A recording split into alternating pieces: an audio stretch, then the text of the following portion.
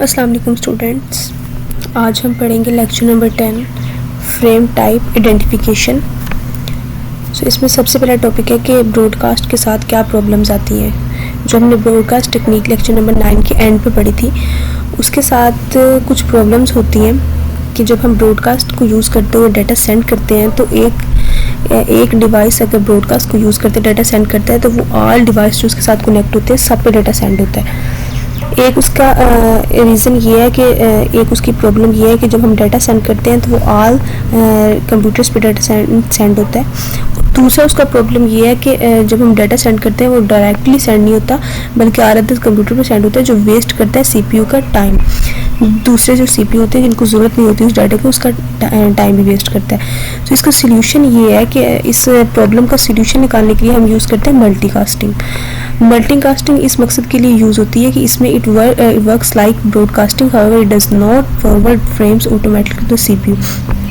इसमें ये ब्रॉडकास्टिंग की तरह की टेक्निक होती है, लेकिन इसमें जो फ्रेम्स होते हैं वो ऑटोमेटिकली सीपीयू पे सेंड नहीं किए जाते। ब्रॉडकास्टिंग में फ्रेम्स ऑटोमेटिकली सीपीयू पे सेंड हो जाते हैं, जो ऑल कंप्यूटर्स पे सेंड हो जाते हैं। लेकिन इसमें और उसमें फ़र्क सिर्फ इतना है कि ये जो फ्रेम्स होती है वो ऑटोमेटिकली सीपीयू पे ऑल कंप्यूटर्स पे सेंड नहीं करती जो उसके साथ अटैच होते हैं, बल्कि क्या होता है कि इसमें the interface hardware is programmed in advance. इसमें पहले ही एडवांस में इस चीज़ को प्रोग्राम कर लिया जाता है कि हमने कौन से कंप्यूटर्स तक ये डाटा सेंड करना है, ये फ्रेम सेंड करने हैं। फिर उन्हीं कंप्यूटर तक मल्टीकास्टिंग में डाटा सेंड हो जाता है डेस्टिनेशन एड्रेस तक, जो हमने स्पेसिफाई कर लिया होता है कि हमने इन तक डाटा पहुंचाना है। फिर उन्हीं में मल्टीकास्टिंग में उन तक ही डाटा हमारा पहुंचता है। So the interface hardware frame then begins accepting 3 types of frame. ये 3 टाइप फ्रेम एक्सेप्ट कर सकते हैं: multicasting frame, broadcast frames and the frame that are distant to the station itself. और वो फ्रेम जो स्टेशन से खुद डिस्टेंस पे होते हैं। मल्टीकास्ट एड्रेसिंग ये इंपॉर्टेंट नहीं है, लेकिन इसका कॉन्सेप्ट समझ लें कि मल्टीकास्टिंग एड्रेसिंग क्या होती है। We take an example of computers running an audio application. अगर हम किसी कंप्यूटर को ऑडियो एप्लीकेशन सेंड करना चाहते हैं, तो किसी कंप्यूटर पर ऑडियो एप्लीकेशन रन करना चाहते हैं, so we see that they can receive audio frames if the interface are program to receive them and the other computer that are not running that audio application will not waste resources.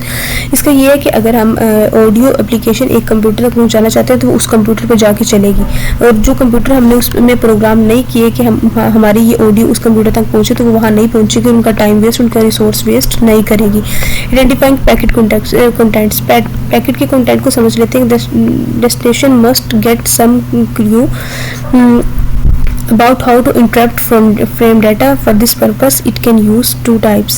So destination जो होती है वो कुछ clue करती है, कुछ इशारे करती है, इंडिकेट करती है कि जो डाटा है वो इंटरप्रेट कैसे करना है। इस पर्पज़ के लिए वो 2 टाइप्स यूज़ करती है कि डाटा को कैसे पहचानना है कि कौन सा डाटा यूज़ हो रहा है। उसके लिए वो एक्सप्लिसिट फ्रेम टाइप यूज़ करती है और इम्प्लिसिट फ्रेम टाइप यूज़ करती है। एक्सप्लिसिट में वो ये करती है, in this type the identifying value is include with frame describe types of including data. कि डाटा की टाइप क्या है, डाटा वीडियो में है, ऑडियो में है, रिकॉर्डिंग में है, किस डाटा की क्या टाइप है, इसमें वो ये आइडेंटिफाई करती है। और इम्प्लिसिट में वो आइडेंटिफाई करती है इन implicit frame the receiver must infer from frame data। so इसमें must infer from data का मतलब है कि वो डाटा का अंदाज़ा लगाती है। इन्फर का मतलब कि डाटा का अंदाज़ा लगाना, एक अंदाज़ा लगाती है कि इसमें कौन सा डाटा यूज़ हुआ है।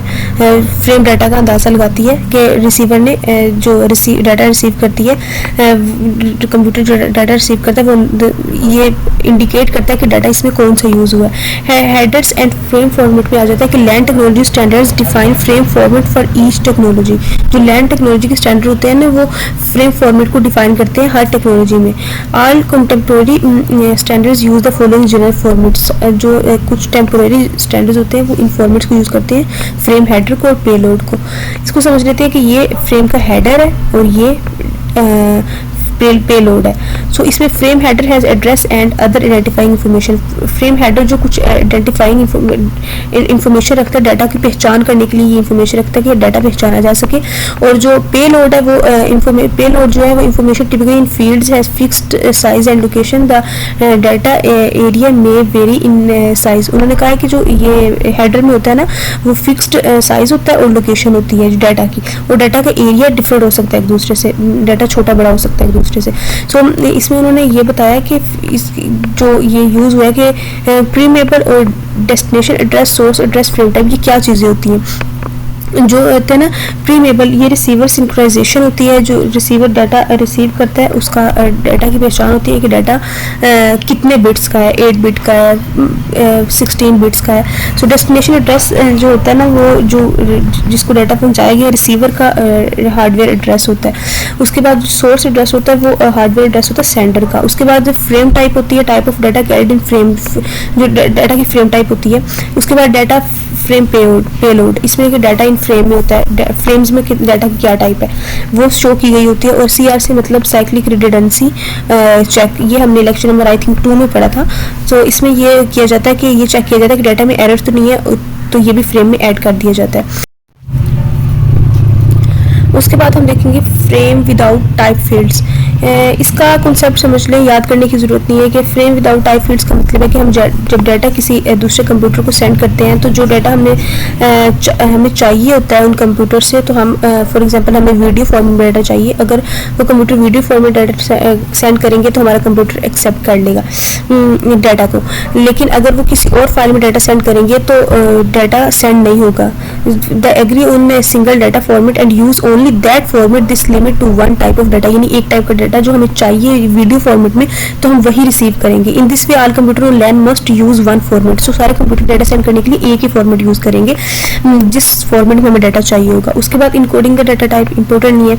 उसके बाद ये MCQs के लिए ऐसे याद कर लीजिएगा कि IEEE में 802.2 में लॉजिकल लिंक कंट्रोल यूज हुआ है, इसका फुल फॉर्म भी पूछ सकते हैं। सब network attachment point SNAP header use हुआ है और इसके साथ LLC का यूज किया गया और ये एग्जांपल है बाय एथरनेट की।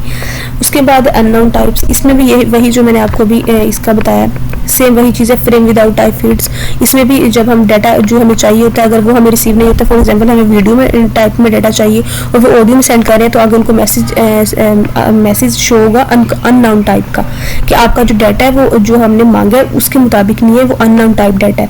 वो उनको नहीं पता होगा कि कौन सा डाटा है, क्योंकि हमने तो वीडियो फॉर्मेट में मांगा है। सो ये अननोन टाइप की एक कॉन्सेप्ट है। नेटवर्क एनालाइजर्स में होता है, network analyser also called network monitor भी कहते हैं, नेटवर्क स्निफर भी कहते हैं। इस यूज होते हैं एग्जामिन करने के लिए, परफॉर्मेंस एग्जामिन करने के लिए नेटवर्क की परफॉर्मेंस क्या है, कितनी अच्छी इसकी परफॉर्मेंस हो सकती है, और नेटवर्क में डिबग मतलब नेटवर्क में एरर बताने के लिए कि इसमें एरर है या नहीं, नेटवर्क एनालाइजर्स यूज होते हैं। उसके बाद ऑपरेशन ऑफ नेटवर्क एनालाइजर्स क्या होते हैं। The basic idea behind the operation of network analyser is a computer with a network interface that receives all frames which is called promiscuous mode. So इसमें ये होता है कि जो ऑपरेशन होते हैं नेटवर्क एनालाइजर में, कंप्यूटर उसमें ना कंप्यूटर नेटवर्क इंटरफेस रिसीव करता है ऑल फ्रेम्स, सारे फ्रेम्स रिसीव कर सकता है इसमें ऑपरेशन ऑफ नेटवर्क एनालाइजर में, और इसे इस टेक्निक को कहते हैं प्रोमिस्कस मोड। सो ये इतनी सी इसकी डेफिनेशन याद कर लीजिएगा, बाकी इंपॉर्टेंट नहीं है। सो ये था हमारा लेक्चर नंबर 10। नेक्स्ट वीडियो में पढ़ेंगे लेक्चर नंबर 11 को। अल्लाह हाफिज़।